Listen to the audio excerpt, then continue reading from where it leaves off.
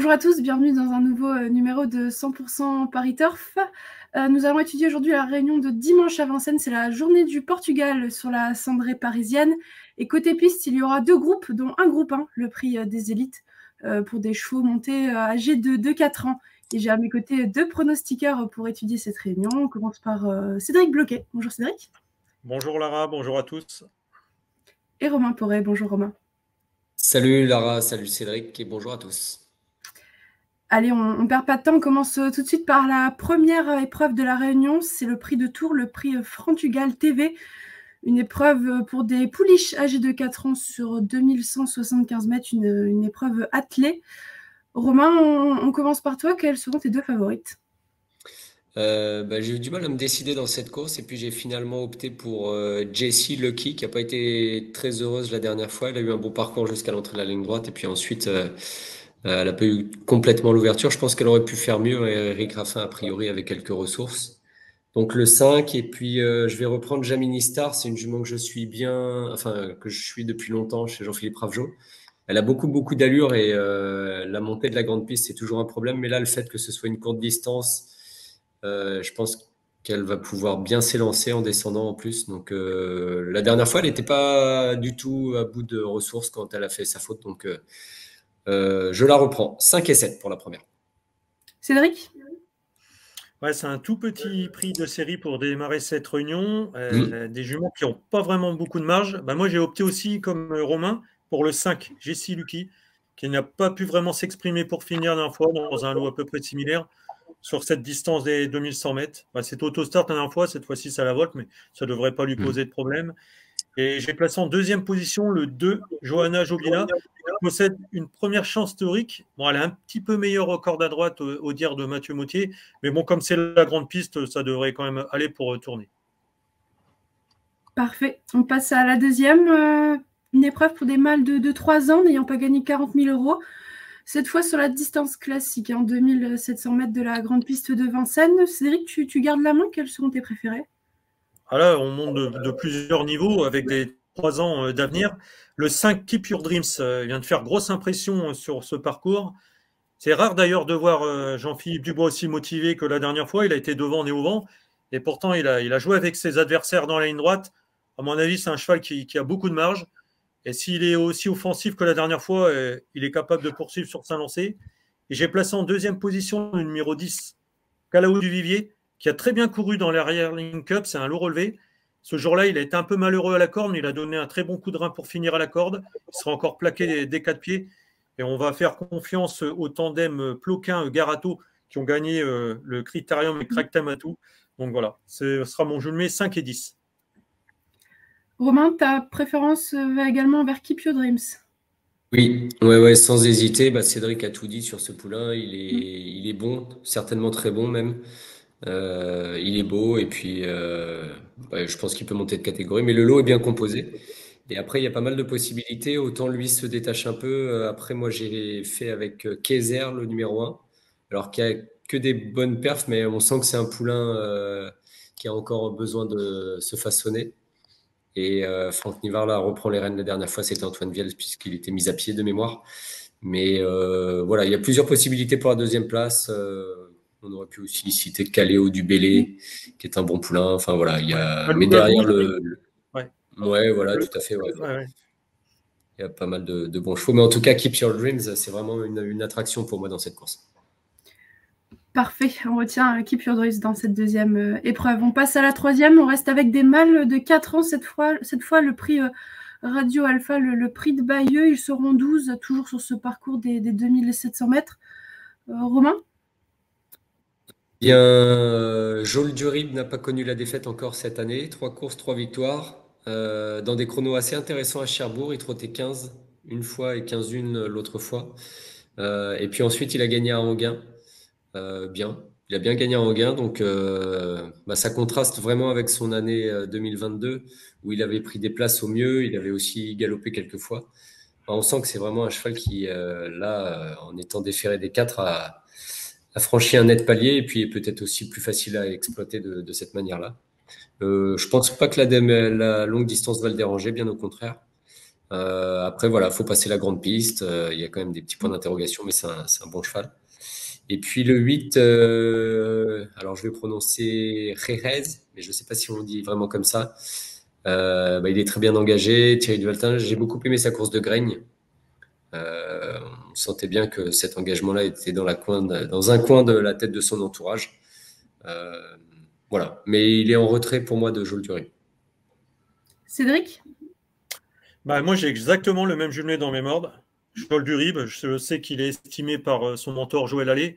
On ne connaît pas trop ses limites actuelles, des frais des 4 pieds. C'est vrai qu'il a franchi un palier. Logique de lui faire confiance, même si le lot est plus relevé qu'à Anguin.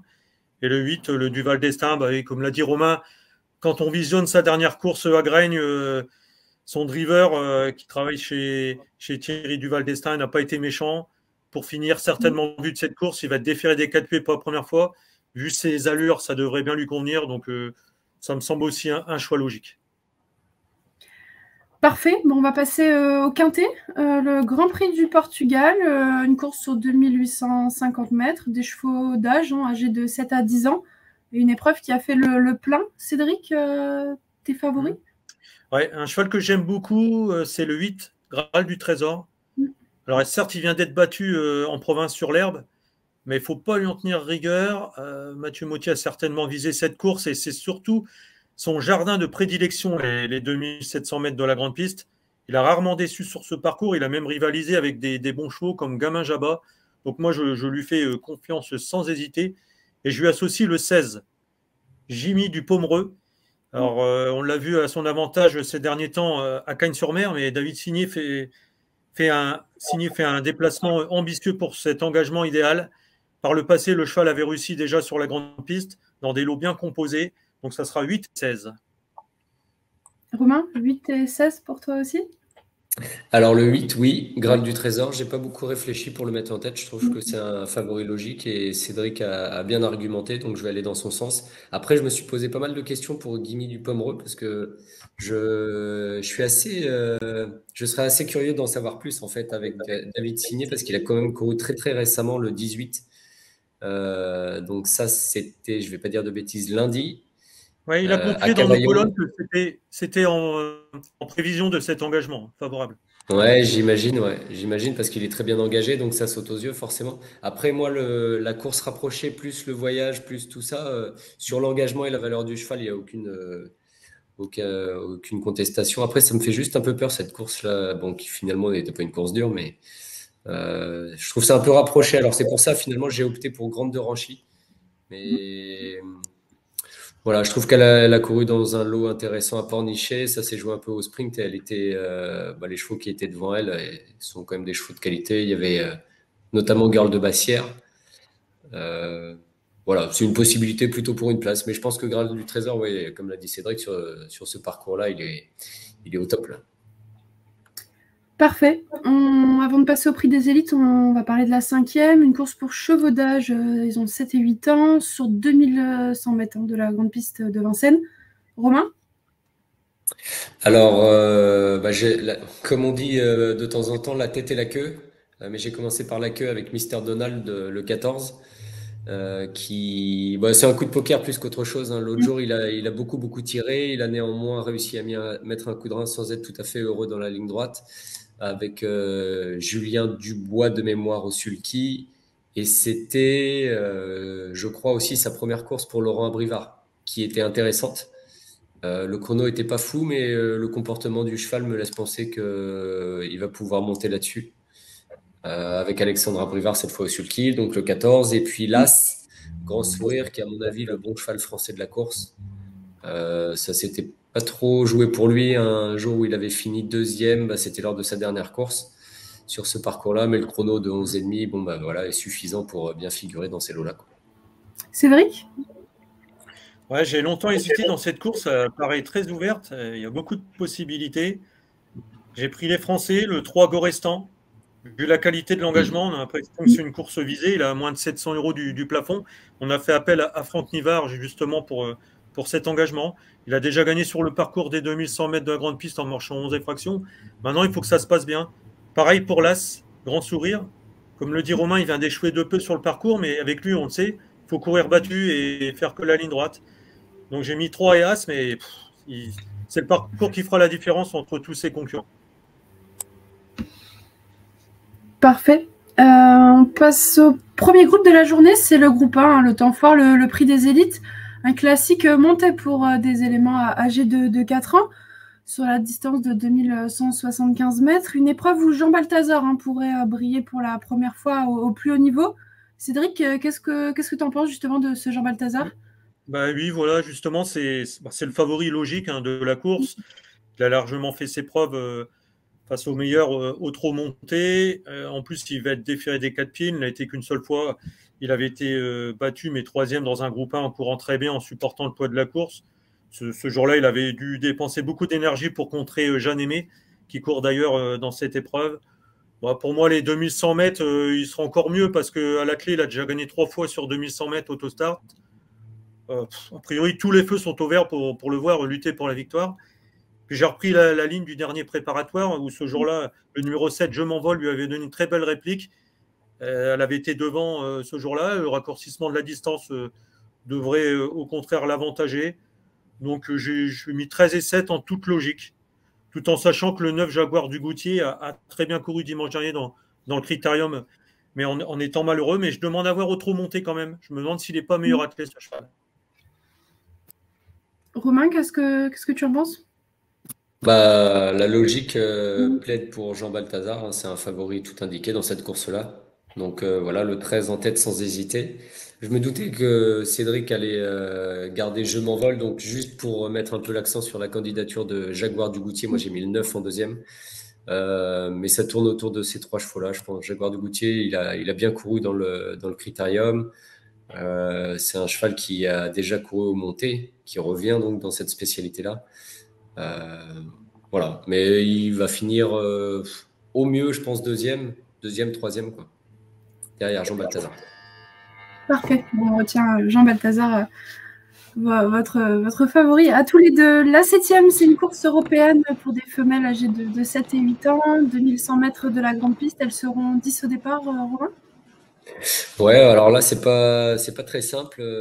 J'ai repris Granita de Viette. Elle a gagné quand même pas mal l'autre jour. Enfin, bien, elle a bien gagné avant d'être sanctionnée pour ses allures.